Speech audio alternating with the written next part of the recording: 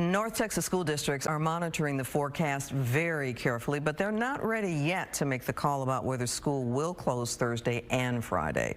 Fox 4's Lori Brown live in Richardson. Lori. So given the forecast, a lot of people are wondering, is there going to be school? Well, I have some bad news for a lot of kids, potentially. Dallas ISD says that snow on the ground doesn't necessarily equal no school. My dad calls it a snow apocalypse. North Texas kids are dreaming of a white January. Snowball fights a lot. Same. Oh, yeah. Same. With my brother and my sister. But if the roads are safe, school districts may keep schools open. What would be your reaction? I'll be. You know, we're just going back to school, so it feels like they're ready to get back into the swing of things, but also if there's snow on the ground, I feel like it'd be really hard for them to actually pay attention. Dallas ISD's chief operating officer told us the reality of why school districts wait until there is more certainty to make the call about closing schools. Kids have gone to school when it's cold and a little flurries before, but we can't handle that ice. If kids wake up and see snow, that doesn't mean they're not going to school. That's correct. Yeah, it's kind of like today. We woke up and it was cold. We can go to school when it's cold. Fox 4 was there as kids in Fort Worth ISD returned to school with a deep chill in the air.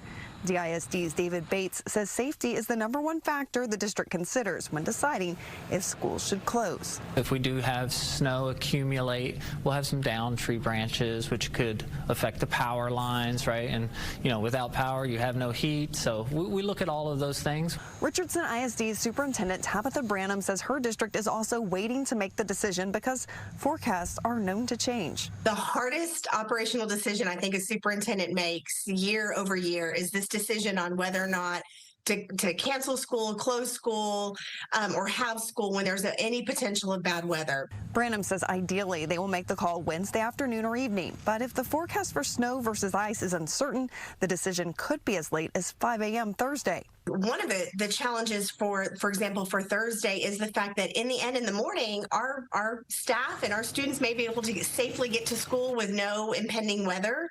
But by the afternoon, that might be where we see our real challenges. And in the end, we have 160 buses with 6,000 students. We have hundreds of high school student drivers. Other large districts are following a similar approach. Frisco ISD said it will make the call by 5:30 a.m. Thursday.